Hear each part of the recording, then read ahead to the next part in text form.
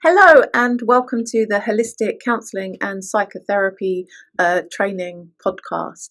Today we're going to be looking a little bit at empathy and relational depth, and I'm hoping this will be useful both for my students and for anybody else kind of training in the helping professions, whether that's counselling, psychotherapy or anywhere else. My name's Saska. I am a psychotherapist based in East London. I'm also a clinical supervisor and a tutor of counselling. Please like, follow, share, subscribe if you find this video helpful. Please do subscribe. You'll have access to other videos. So today we're looking at empathy, and we're starting to think about definitions of empathy, how we understand empathy, and also relational depth. So when we think about empathy, and I'm sure many of you who've done learning already, we're really starting to think about walking in somebody else's shoes, right? Really entering into that person's frame of reference, having this kind of ability to almost experience life, or this kind of attempt to kind of really lean into client material and experience life as the other person does. So really entering into the person's world, their thoughts, their feelings, and the way in which they're making meaning. And I think it's really difficult, isn't it, to kind of talk about empathy without mentioning Carl Rogers, right? He's the founder of person-centered theory, and actually offers a really, really lovely way of explaining empathy. So I'll read a quote from his book, Becoming a Person, 1967. And Carl Rogers describes empathy as, well, he says, to be with another in this way means that for the time being, you set aside your own views, your own values. You hold for yourself in order to enter another's world, right? So this real bracketing of your own worldview, your own beliefs and values. And he says that we do that without prejudice. He says that in some sense this means that you lay aside yourself, and this can only be done by an individual who's secure enough in himself that they know they're not going to kind of get lost in what may turn out to be a bizarre and strange world of the client, of the other, and so you have to know that you can kind of set aside yourself and comfortably return to yourself as and when you choose. So perhaps this description really makes it clear that being empathic is a really complex and a really demanding yet subtle and gentle kind of way of being. It's not a kind of simple process, right? If we take that kind of one step further, if we start looking at kind of slightly later research, Truex and Kharkov in 1967 really came up with this kind of communication scale. So they came up with kind of 5 levels of empathy. So you have level 1, which is kind of low level kind of responses perhaps to clients that have little or no awareness of feeling. Level 2, which is kind of moderately low level, so there's some awareness of feeling, but it's not a kind of enhanced empathy, it's not a deep empathy. Level 3 is a reciprocal level of empathy. So perhaps there's an accurate reflection of the client's message, kind of a kind of paraphrase, perhaps with the accurate feeling word attached to it. Then we have level 4, which is a kind of moderately high level of empathic responding, reflecting not only the accurate feeling, but also accessing something of the implicit feeling going on underneath the expressed feeling of the client. And then level 5 was identified, which is a high level of empathic responding. So in that kind of real empathic responding, we see accurate reflection of feeling. We see the underlying feelings in greater breadth or depth. So it's a much higher level of empathic responding, really accessing the implicit experiencing of a client. We can kind of, let's think about empathy and let's kind of look at that a little bit. If we look at this statement here, university is awful. This is something a client might say, right? University is awful. I don't know why I came here. My life back home was more fun. So if we think about that statement and we think of potential empathic responses to it, if we were going to offer a level 1 response, right, low kind of empathy, we might say something like, oh, you're worrying too much. You know, you've got to remember university isn't the same as college, right? And we see in that there's no empathy there. It's very dismissive of the client's original statement. A level 2 response, you know, with a tiny bit of empathy might be, I can see you're upset, but you're going to get used to it. You'll adjust after a while. But we see we're starting to develop some empathy for that client's responding. A level 3 response, you know, you might accurately attune somewhat to the client's felt experience, right? You're really unhappy at university. It's an accurate reflection of feeling there. Level 4, we're kind of expanding that. We're going a little bit deeper. We're starting to touch much more on the implicit agenda of that client, okay? It sounds to me like you're not only disappointed with your university experience, but you're also missing home. You're feeling homesick. Yeah? So we start to see a kind of greater breadth and depth of an empathic response there. Level 5, we kind of expand that further. We're really entering into this kind of client's world. We're really wanting to demonstrate that we are experiencing their feelings exactly as they are experiencing. You're clearly disappointed. Your experience at university is not how you expected it to be. Perhaps you're feeling a little self-doubt regarding your decision to go. It sounds like this disappointment is stirring up a lot of conflicting feelings for you about where you're headed. So we see in that there's a much greater breadth and depth and much more attunement to the client's lived experience. Now, this kind of enhanced empathy, kind of really trying to reach this in-depth kind of empathic responding is really, really important, particularly for kind of therapists and anyone in helping professions. It really helps provide insight, deeper understanding. It enables clarity and focus for sessions. It can help move sessions forward by identifying themes, by connecting different islands of thought. It also makes the implicit agenda, the hidden agenda of the client, much more explicit in the therapeutic relationship. So it's bringing those deeper feelings, the implicit experiencing out into the explicit. It's very different from basic empathy because it identifies with something that has not been said directly. Okay, you're really attuning into something that's going on in the client's inner world that hasn't quite been put out there in the room. So if we're starting to think about that kind of level 5 empathy, that real enhanced empathy, in many respects it requires taking a risk on the part of the therapist, right? We're taking the risk that we are attuning into something of the client's implicit agenda, and we're kind of putting that out there. We're trying to make that explicit, which can feel challenging, especially when you're early on in your training journey. Advanced empathy really brings the focus back to feelings, right? It can be very easy in sessions to get lost with the client's story and the content of the session and what is explicit in the room, but advanced empathy and that attunement into the client's world can help us focus back on feelings instead of the story, instead of the content, and it allows us to work at a deeper depth with client.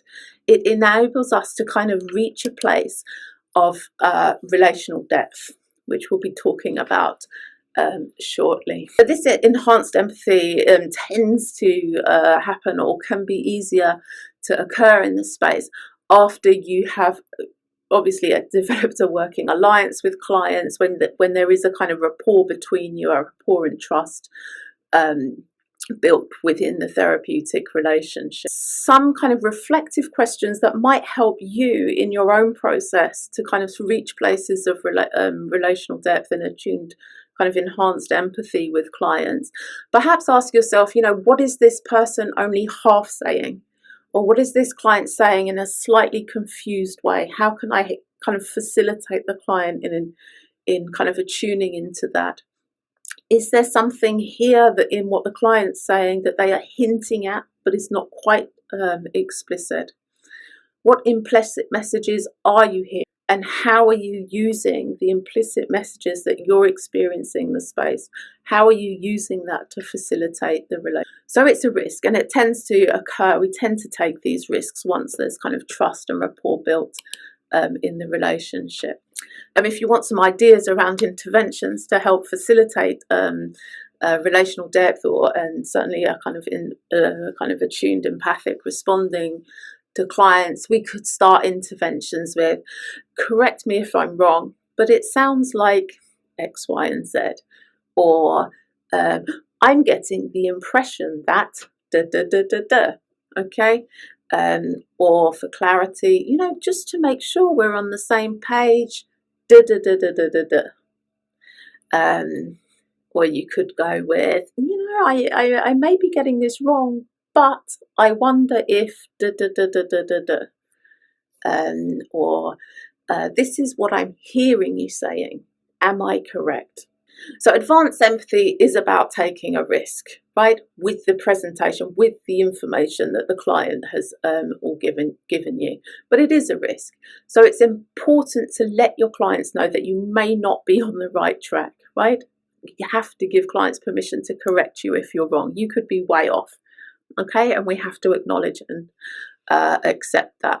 So really important when we're kind of trying to attune to something implicit like that, when we're trying to provide that enhanced empathy, that we're doing it in a very tentative way, that there is permission giving, for us to get it wrong, for clients to correct us. We don't want to be going in completely the wrong direction with clients. Now, this kind of deeper enhanced empathy really allows us to start working at a much greater relational depth within the therapeutic relationship. And we know by research that actually it's the quality of the relationship between therapist and client that best facilitates change. So students often ask me, what is relational depth and how do we facilitate a meeting at relational depth? And the advice I often give to students is to let go, right? We have to let go of our own agendas. We have to let go of our aims, our anticipations, our hopes for the client, right? All has to be placed elsewhere, I think. Because I think if we are trying to do something to our clients, or if we're trying to do something for our clients, we are probably working with an I-it relationship if we're thinking about object relations and kind of Buber's work in 1959. Right? Looking at relational depth really requires an I-thou relationship rather than object or part-object relationship. So we have to let go of all what we want for the client, all of our anticipations, all of our hopes, our dreams. We don't want to be doing anything to a client, or we don't necessarily want to be doing anything for a client. We really want to start to think about how can we develop an I-thou relationship. Quite often in therapy, we're not always genuinely meeting our clients. There is always potentially an aspect of us, or often there's an aspect of us where there is a kind of maintenance or at least some focus on our own needs and our own agendas. This can be particularly true in agencies, right? You're expected to provide, outcomes and, statistical kind of objective results for clients. So it's hard to let go of these agendas. But in reality, we cannot and we probably should not try and force any kind of relational depth on a client. Clients may be unwilling or feel fearful of kind of relating in that way. So we have to be kind of mindful. We want to be open to relational depth occurring within the therapy space, but we have to recognise that by forcing it on a client, that would be us working from our own agenda. So we can't make a meeting of relational depth in a therapeutic space. I often think with students, actually, we have to earn the right to enter into that kind of encounter with clients, okay? So it's up to us to kind of earn the right to exist in a relational space with clients. It's not a given and it's not something we can force on clients. So if we're really wanting to facilitate a relationally deep encounter with clients, for me, in my experience, it's important to let go of techniques, right? If we're using techniques, our focus is at least partially on doing something to a client with an outcome in mind. And that really needs to that agenda needs to not be present. We need to listen, right? And I'm sure, early in your training on your introductory courses or whatever, you learn all of the listening skills, right? Active listening and all of this. But those skills are so important. It really does. If we're truly attuned and we're truly listening to the content that clients are bringing, it allows us to keep that focus on the client's lived experience, on the client's agenda, with a much deeper level of processing. And I think this kind of listening can really help to facilitate something of relational depth. And to listen well to clients, we really need to attune both at a cognitive level and also at a kind of emotional and embodied level too. We have to be using the whole of ourselves in that listening process with clients, right? We can all hear with our ears, but actually to attune to and to listen requires our head, it requires our feelings, and it requires our somatic experiencing. It requires the whole of our bodies. So we have to remain holistic, right? We need to take in the totality of the client's lived experience to really start to enable the possibility of an I-thou relationship with a client. We also need to kind of recognize and offer a true acceptance, I think, kind of multi-directional partiality of clients, right? Clients can represent themselves or offer different parts, right? If we think of IFS. So clients will present with multiple configurations of self. Quite often, different parts of self can be very present in the room, and really important for us as therapists to remain impartial in that, right? We don't want to be favouring one configuration of self over the other, okay? So we're wanting to be willing to engage with and attend to each configuration, all parts of our client without favouring one voice over the other. Offering that kind of true, makes me think of Carl Rogers again, that kind of true empathy, acceptance, that unconditional warmth to all parts of our client. But just to finish off there, to facilitate relational depth in client work, we need to enhance our expressivity in the space. We need to enhance our receptivity in the space, attune our listening skills. And this hopefully will help clients to do the same. It will help clients to enhance the way in which they're expressing and understanding themselves. And it will help to enhance how they are able to receive the interventions from you. And what hopefully you will have is this kind of really good person-to-person relationship, an I-thou kind of meeting at relational depth with clients, with that kind of level 5, really attuned kind of empathy being experienced in the space. We have to have this kind of openness to being affected by the client. Makes me think of Irvin Yalom, great psychotherapist, but he says quite often, I urge you to let your patients matter to you. We have to care for our clients in some way.